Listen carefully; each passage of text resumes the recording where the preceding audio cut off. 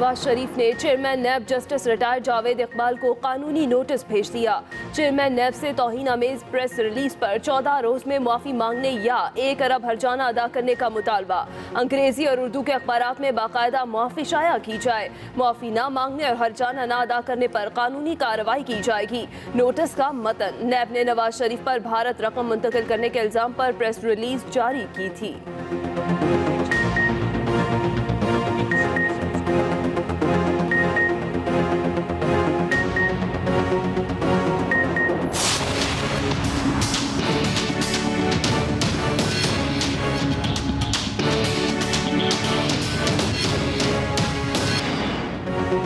नवाज शरीफ ने अपना बयानिया फिर दोहरा दिया। आज फिर एहतसाब अदालत में खुली बातें। बोले, धरनों के वक्त सब्र से काम लिया। अपने मातहत को फारिग कर सकता था मगर मुल्क की खातिर तहम्मुल से काम लिया। मुशाहिदुल्लाह और परवेज रशीद को फारिग करना बुर्दबारी का हिस्सा था। हकीकी जमहूरियत चाहते हैं तो फिर सबको हक के लिए खड़ा होना होगा। सहाफ़ियों से गैर रस्मी गुफ्तगू। ये भी कहा, कल मुकम्मल तकरीर चलने पर खुद बड़ा हैरान हूँ। अदालत में जो बताना था बता दिया। हकाइक मंजर आम पर आने चाहिए।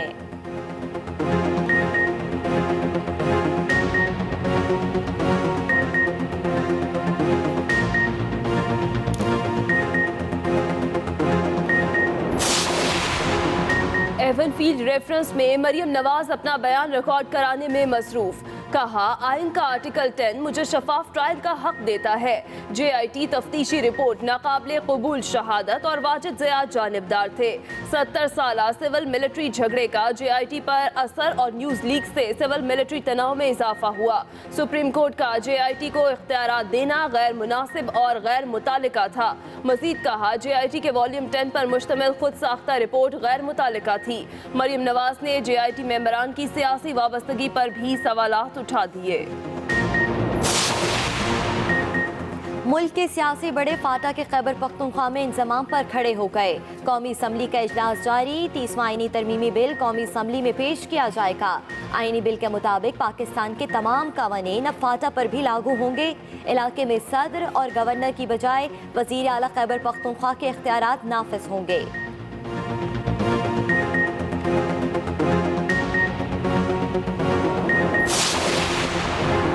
JUI फे और पख्तूनख्वा मैप के सिवा बाकी तमाम पार्लिमानी जमातें फाटा के खैबर पख्तूनख्वा में इंजमाम पर मुत्तफिक।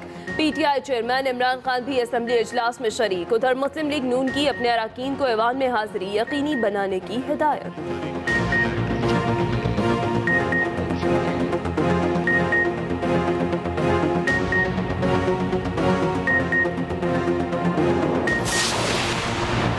निगरान वजीर आजम की तैनाती का मामला दिलचस्प मरहले में दाखिल। वजीर आजम और अपोजिशन लीडर की मुलाकातें बेनतीजा। मामला ऐसा ही रहा तो पार्लिमानी कमेटी में जाएगा। पीपल्स पार्टी ने आज अहम मुशावरती इजलास तलब कर लिया।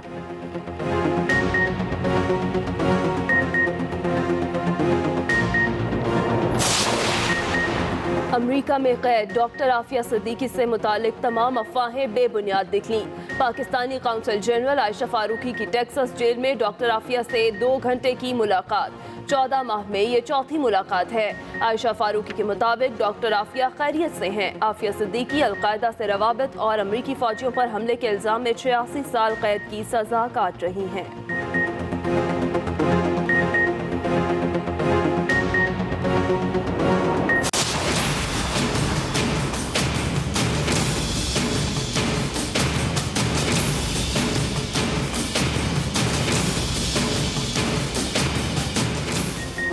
कराची में सूरज के मिजाज आज कदरे नरम। गर्मी का जोर टूटने लगा। महकमा मौसमियात के मुताबिक आज दर्जा हरारत 39 से 41 डिग्री सेंटीग्रेड तक रहने का इम्कान। गुज़िश्ता रोज पारा 43 डिग्री रिकॉर्ड किया गया था। आज समुद्री हवाएं दोबारा बहाल होने की तवक्का। अंदरूने सिंध गर्मी की लहर बरकरार। सखर का दर्जा हरारत 45 सेंटीग्रेड तक जा सकता है।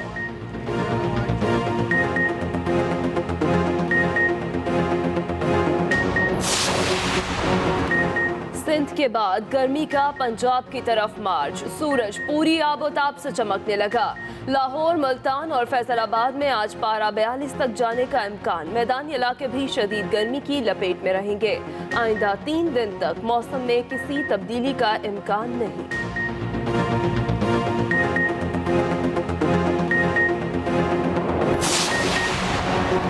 फाइनेंस बिल एक्ट बन गया। 7,000 अशिया पर कस्टम ड्यूटी का इतलाक आज से शुरू। लेदर, टेक्सटाइल, स्टील मसनूआत, गारमेंट समेत 7,000 से ज़ायद दरामदी अशिया महंगी होंगी। कपड़े, इलेक्ट्रिक गाड़ियाँ और मोबाइल फ़ोन सस्ते होंगे। बच्चों की किताबें, स्टेशनरी, डेयरी और पोल्ट्री भी 1 जुलाई से सस्ते मिलेंगे। कस्टम्स ड्यूटी में रद्दोबदल से FBR को 22 अरब 77 करोड़ 50 लाख का इजाफी रेवेन्यू मिलेगा।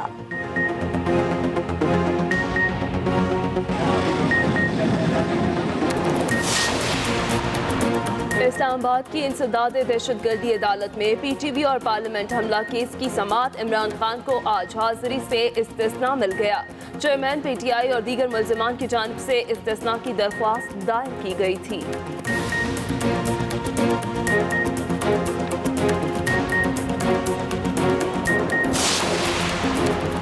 रावलपिंडी में नाला लई पीरधाई के करीब लैंडस्लाइडिंग, मलबे तले दबे 5 मजदूर निकाल लिए गए। 3 की हालत तशवीशनाक। नाला लई की तबाहकारियों से बचने के लिए दीवार तामीर की जा रही थी कि अचानक लैंडस्लाइडिंग हो गई।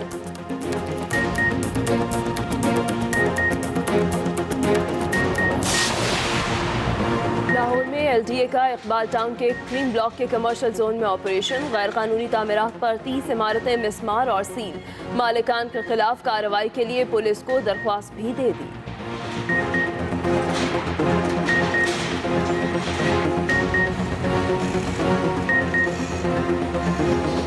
एक्सप्रेस न्यूज के नुमाइंदा खालिद महमूद से। खालिद महमूद, अपडेट कीजिएगा।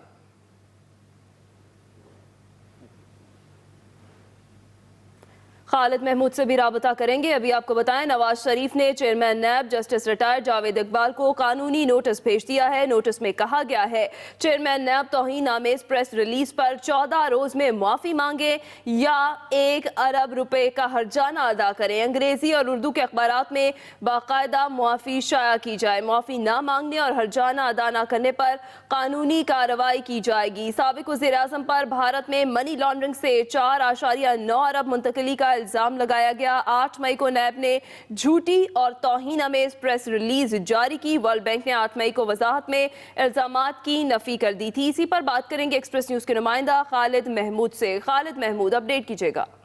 जी देखें जी, आज नवाज शरीफ की जानिब से चेयरमैन नैब के खिलाफ जो है एक कानूनी नोटिस जो है वो जारी किया गया है चेयरमैन नैब को, जिसमें नवाज शरीफ ने एहतजाज किया है कि वो 3 मरतबा वज़ीर आज़म रह चुके हैं और वज़ीर आला भी रह चुके हैं और उनके ऊपर 4.9 अरब डॉलर जो है इंडिया मुंतकिल करने का इल्जाम लगाया गया, जो कि एक प्रेस रिलीज के लिए जारी किया गया और सबूतों के बगैर जो है वो मीडिया में ऑन किया गया। इस हवाले से आज नवाज शरीफ के वकील मुनव्वर दोगल ने एक तहरीरी नोटिस जो है वो चेयरमैन नैब को भिजवाया है, जिसमें कहा गया है कि 14 रोज के अंदर अंदर ये माफी मांगी जाए और प्रिंट और मीडिया पर जो है इसमें माफीनामा जो है वो शाया किया जाए।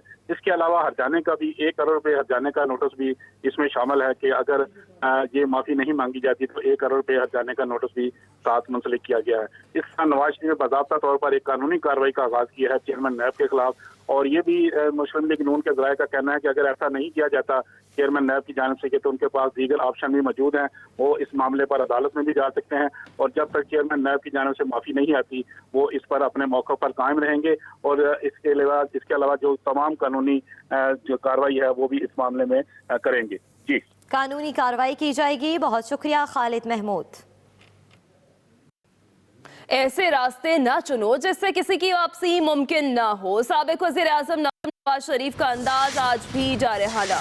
कहा, मैं तो इस इम्तिहान से भी गुजर जाऊंगा। इस रविश का नतीजा फिर सबको भुगतना पड़ेगा। एक ही खानदान के अफराद को आग में लपेट लिया जाए।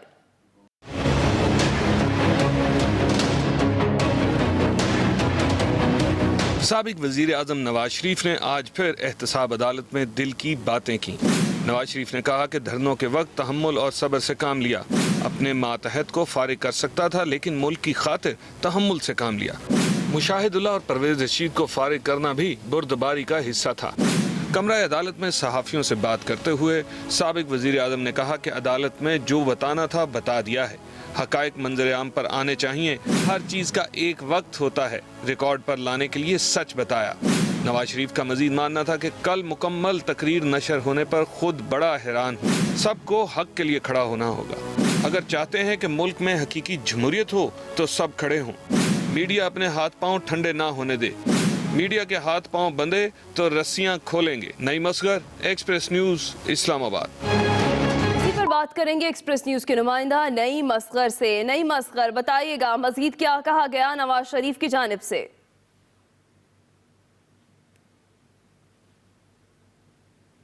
बिल्कुल, साबिक वज़ीर-ए-आज़म नवाज शरीफ इस वक्त मौजूद हैं कल अदालत में, जबकि उनकी साहबजादी मरियम नवाज इस वक्त अपना 342 का बयान रिकॉर्ड करवा रही है। साबिक वज़ीर-ए-आज़म नवाज शरीफ ने सुबह जो बात की उस वक्त उनकी बात में कुछ बहुत ज़्यादा तलखी नहीं थी।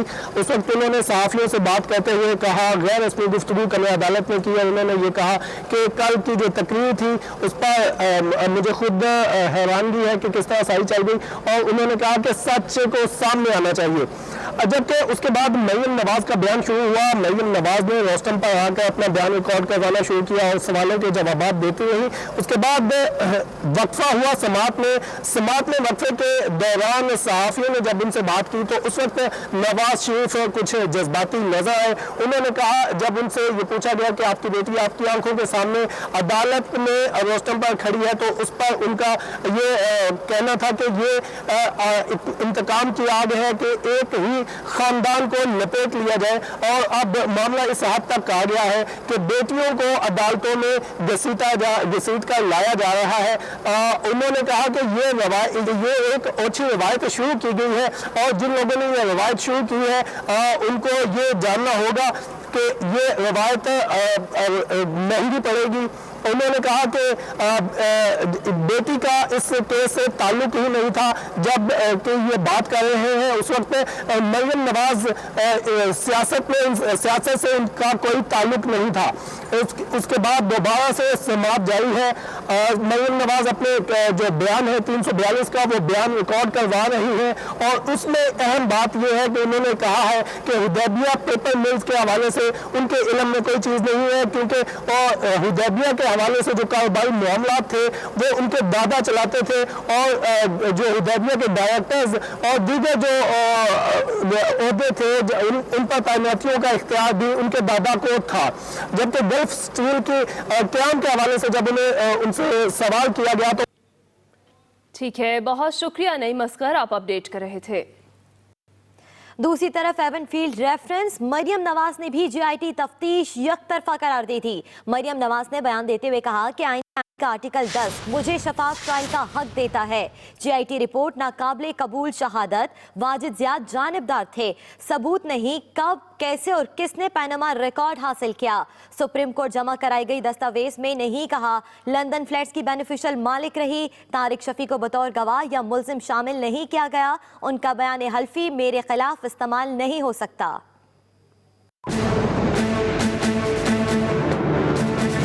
नवाज शरीफ की साहबजादी मरियम नवाज भी एहतसाब अदालत में रोस्ट्रम पर आईं और एवनफील्ड प्रॉपर्टीज रेफरेंस में अपने वालिद का जवाब मनोअन अपना लिया।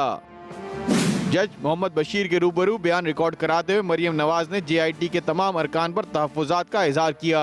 मरियम नवाज ने कहा जेआईटी और इसकी रिपोर्ट इस केस में गैर मुतल्लका है। जेआईटी के रुकन बिलाल रसूल मियां अजहर के भतीजे थे जो पीटीआई के सपोर्टर हैं, और इनके बेटे हमाद अजहर की इमरान खान से मुलाकात भी हुई। बिलाल रसूल की अहलियत सोशल मीडिया पर पीटीआई की सरगर्म रुकन हैं। आमिर अजीज ने परवेज मुशर्रफ के दौर में हुदैबिया पेपर मिल्स की तहकीकात की। उन्हें 2000 में परवेज मुशर्रफ हुकूमत ने डेपुटेशन पर नैब में तैनात किया। ISI के ब्रिगेडियर नुमान और MI के कामरान की तैनाती मुनासिब नहीं थी। 70 साल सिविल मिलिट्री झगड़े का JIT पर असर पड़ा। ब्रिगेडियर नुमान सहित डॉन लीग्स की इंक्वायरी कमेटी का भी हिस्सा थे, जिसकी वजह से सिविल मिलिट्री तनाव में